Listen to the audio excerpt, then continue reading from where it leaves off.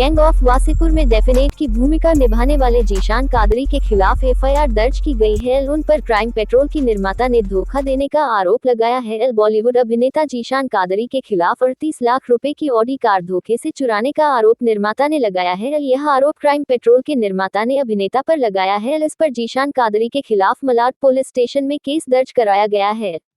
Crime petrol की निर्माता शालिनी चौधरी ने इस बारे में बताते हुए कहा, मैं और मेरे 2 बच्चे मलाड में रहते हैं। मेरी कंपनी का नाम शालिनी चौधरी फिल्म्स है। 2017 में मैं जीशान कादरी से मिली थी। तब वह अभिनेता और लेखक थे। उनकी एक कंपनी भी है, इसमें उनकी पत्नी में पार्टनर है।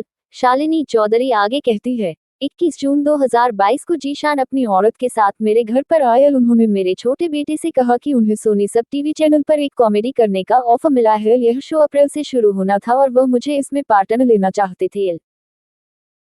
सिख रेजिमेंट का ध्येय वाक्य है, निश्चय कर अपनी जीत करो, यानी दृढ़ संकल्प से मैं जीतूंगा।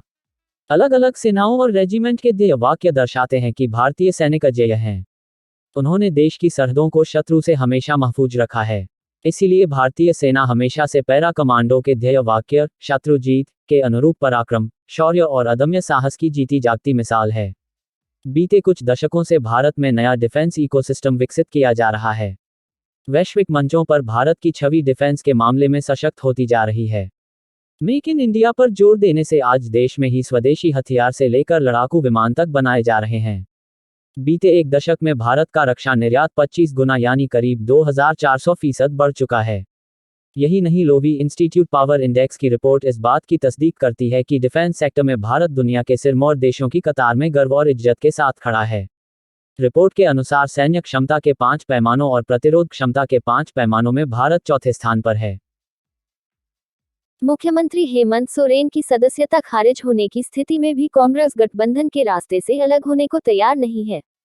झारखंड में पार्टी का शीर्ष नेतृत्व यह मानकर चल रहा है कि मुख्यमंत्री हेमंत सोरेन की सदस्यता भले ही छिन जाए, उनके चुनाव लड़ने पर पाबंदी जैसी कोई बात नहीं होनी चाहिए। अगर चुनाव लड़ने पर पाबंदी लगाई गई तो झारखंड मुक्ति मोर्चा को तय करना होगा कि पार्टी किसके नेतृत्व में सत्ता पर काबिज होना चाहती है।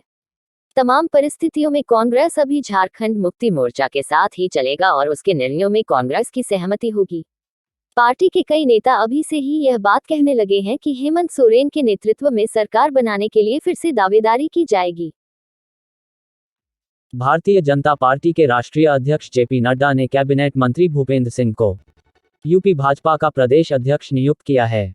इसकी घोषणा गुरुवार को की गई। स्वतंत्र देव सिंह के इस्तीफे के बाद यह जगह खाली थी। भूपेंद्र सिंह योगी सरकार में पंचायती राज मंत्री हैं। इसके अलावा जेपी नड्डा ने त्रिपुरा भाजपा के प्रदेश अध्यक्ष के नाम की घोषणा भी की है। राजीव भट्टाचार्य को त्रिपुरा भाजपा का प्रदेश अध्यक्ष नियुक्त किया गया है। भूपेंद्र सिंह को बुधवार को दिल्ली बुलाया गया था, जिसके बाद उनके यूपी भाजपा के प्रदेश अध्यक्ष बनाए जाने को लेकर अटकलें तेज हो गई थी। उन्होंने जेपी नड्डा से मुलाकात की थी। बताया जा रहा है कि आजमगढ़ से आनन फानन में दिल्ली आकर भूपेंद्र सिंह ने नड्डा से मुलाकात की थी। अदानी एनडीटीवी मामले में गुरुवार को एक नया मोड़ आया। एनडीटीवी ने शेयर मार्केट को यह जानकारी दी कि भारतीय प्रतिभूति और विनिमय बोर्ड सेबी के आदेश के चलते फिलहाल प्रवर्तक प्रण्य रॉय और राधिका रॉय अदानी ग्रुप को हिस्सेदारी नहीं बेच सकते हैं।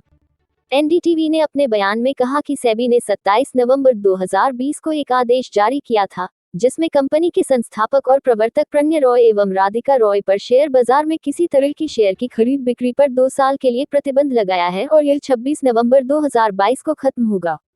मंगलवार को अदानी ग्रुप ने वीसीपीएल से एनडीटीवी की प्रवर्तक कंपनी आरआरपीआर का अधिग्रहण कर लिया था, जिसके पास कंपनी का 29.18% हिस्सा है। प्रण्य रॉय और राधिका रॉय ने करीब 10 साल पहले वीसीपीएल से आईसीआईसीआई बैंक का लोन चुकने के लिए 400 करोड़ रुपए का लोन लिया था और इसके बदले वीसीपीएल को अधिकार दिया था कि वह एनडीटीवी में मौजूद आरआरपीआर की हिस्सेदारी का कभी भी अधिग्रहण कर सकता है। इस डील के बाद अदानी ग्रुप मीडिया कंपनी एएमएनएल ने बयान जारी कर कहा था कि आरआरपीआर एनडीटीवी की प्रवर्तक कंपनी है। कंपनी के पास मौजूदा समय में एनडीटीवी में 29.18% हिस्सेदारी है। एएमएनएल के सीईओ संजय पुगलिया ने कहा कि एनडीटीवी समाचारों में अग्रणी होने के साथ साथ देश के सभी चैनल्स और ज्योग्राफी में अच्छी मौजूदगी है। कंपनी का डिजिटल प्लेटफॉर्म और ब्रॉडकास्ट हमारे विजन के प्रसार के लिए एकदम उपयुक्त है। इससे पहले अदानी समूह ने इस साल की शुरुआत में Quintillion business media private limited में अल्पमत हिस्सेदारी खरीदी थी। डील पर एनडीटीवी ने कहा था कि वीसीपीएल ने जिस अधिकार का प्रयोग कर अदानी ग्रुप को हिस्सेदारी बेची है, वह उसे प्रणय रॉय एवं राधिका रॉय ने 2009-10 में हुए इकट्ठ समझौते में तहत दिया है। इस अधिकार के तहत वीसीपीएल ने आरआरपीआर पर अपना नियंत्रण स्थापित कर लिया है। आरआरपीआर के पास मौजूद शेयर ट्रांसफर करने के लिए एएमएनएल की ओर से 2 दिन का समय दिया गया है। Be aware. With the world. APN. Broadcast Service.